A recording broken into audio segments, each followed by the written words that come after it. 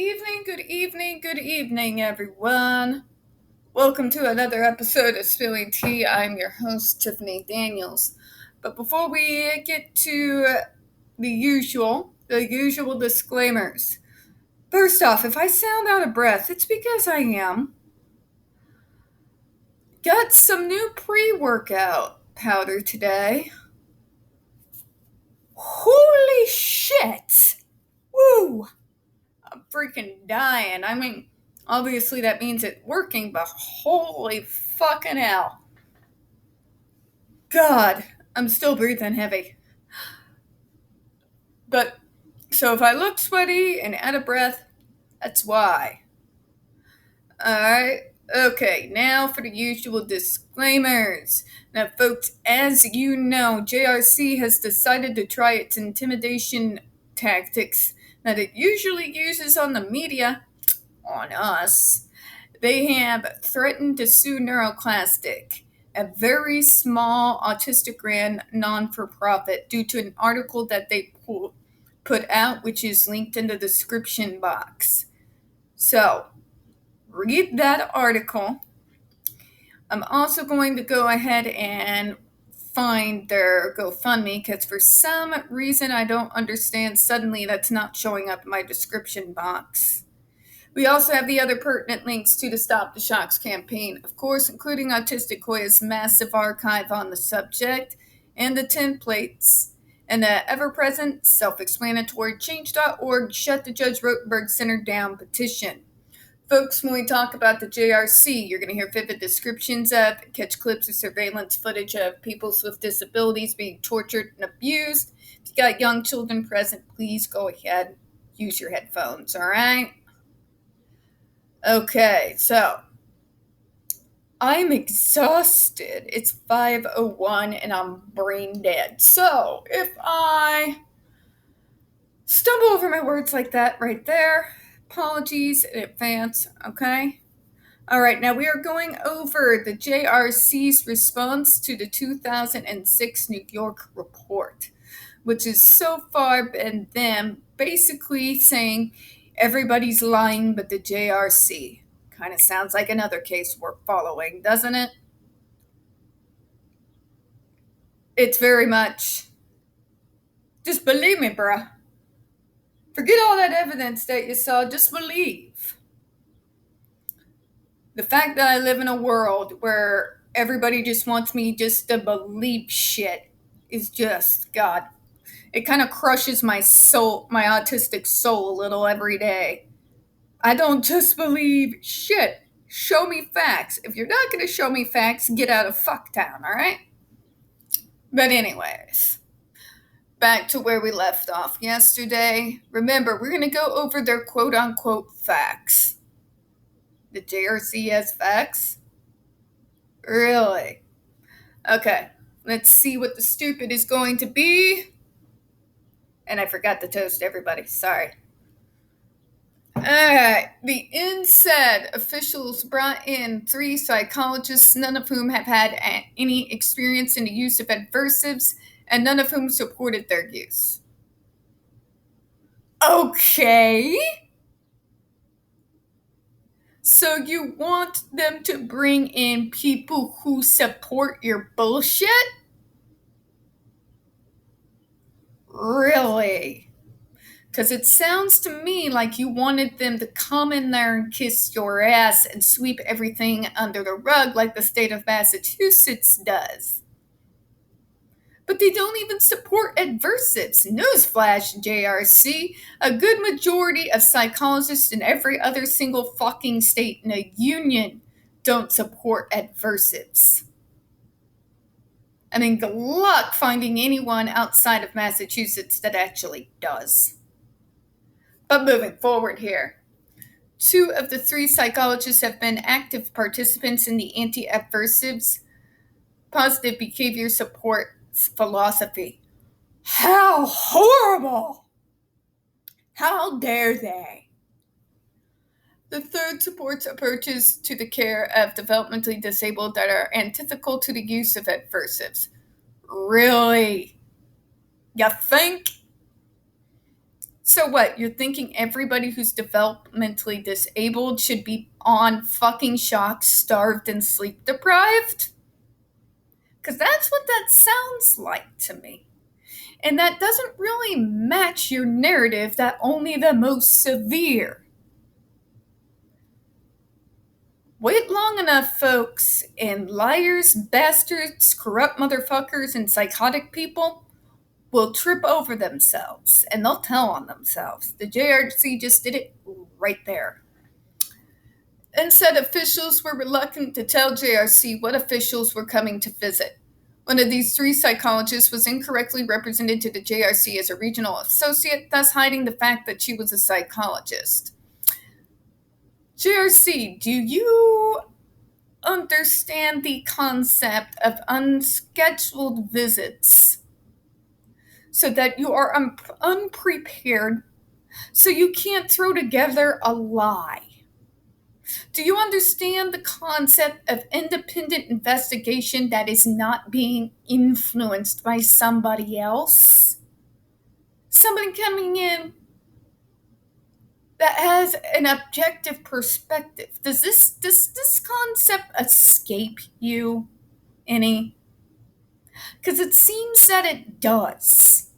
When you want to see what a program is really doing, and this is coming from me having worked with the state and visited several, you don't want to catch them when they're on their game and all their bullshit and lies are up. You want to come in when you're not expected to come in. That way, if something unsavory is going on, you're going to find out about it. This is in order to protect the consumers that are a part of the fucking program. But of course, the JRC doesn't really care if their people are actually safe in spite of the bullshit lies they put out there.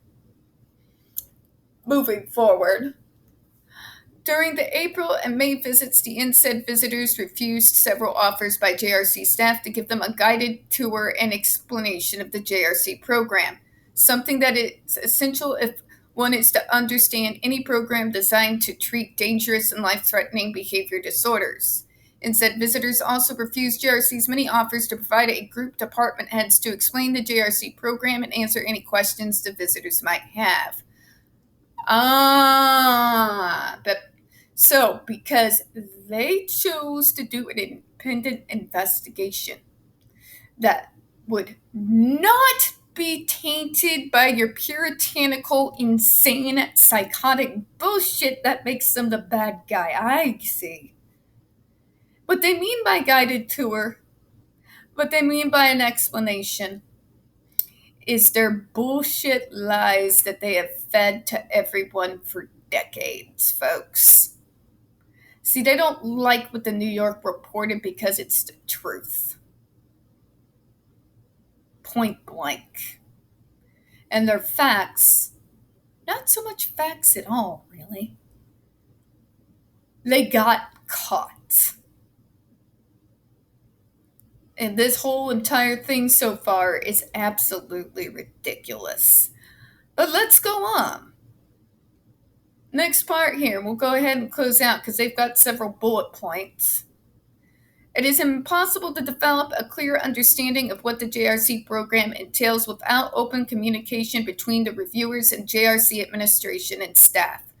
JRC is licensed and approved by a host of state agencies that constantly conduct annual and biannual reviews of the JRC program. But remember that lawsuit and the fact that the school district never showed the fuck up? How many school districts do you think actually do? How many school districts do you think just wash their hands of the kid as soon as they get them in the program? Maybe they might put in a token effort to look good on paper. Because a good majority of schools, too, because they don't have the staff or the manpower to be able to sacrifice to this sort of thing. They just don't. It's a sad fact of life. But moving on. JRC staff has never witnessed a state evaluation of the JRC program where the reviewers refused to hear any explanation of the program. These reviewers clearly left JRC with no understanding of how the program works, with no understanding of the disorders and the treatment histories of the New York students that JRC serves, and no understanding of the unprecedented treatment success that the JRC has been able to achieve with the most difficult treatment population in the nation. Oh, here we go again. Here's their bullshit. Their lack of understanding was magnified by the fact that none of these reviewers had experience with adversive treatment. That's because most fucking psychologists view adversives for what they are. Psychotic, inhumane, and cruel. To punish disabled people for being disabled is never going to work, JRC, and you can tout that line of how successful you are all the fuck you want to. But traumatizing people into compliance is not fucking success. Let me say that again for the dumbasses in the back who still buy JRC's bullshit.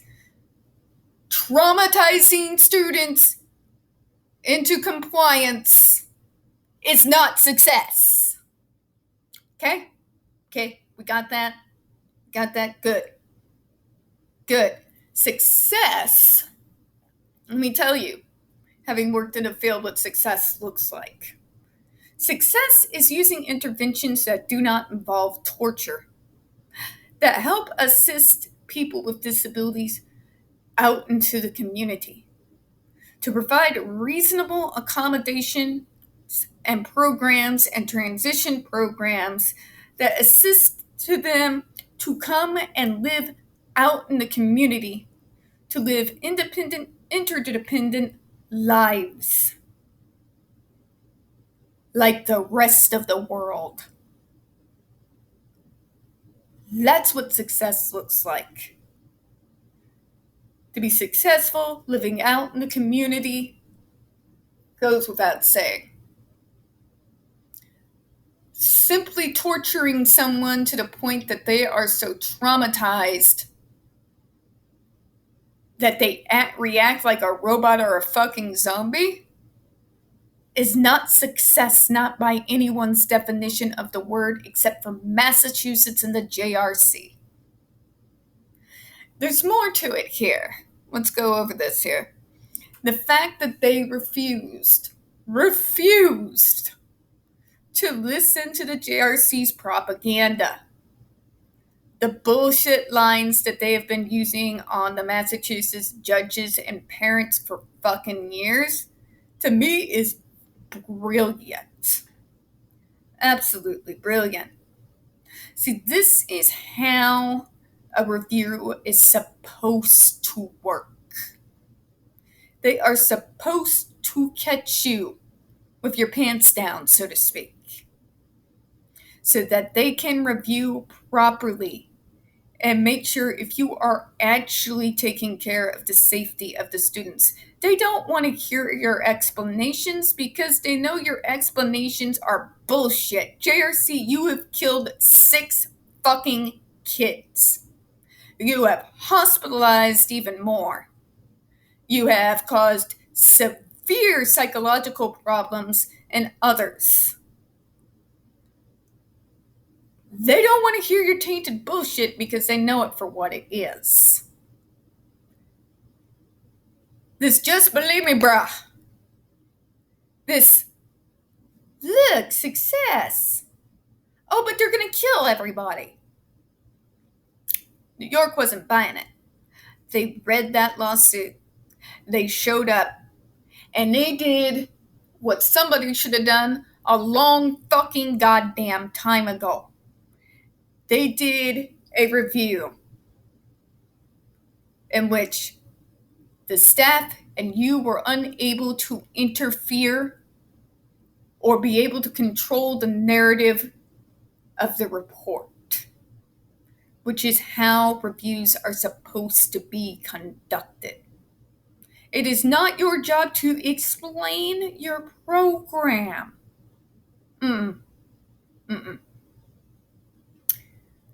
A review is for us to come in and make sure of the safety, the well-being of the consumer in the program.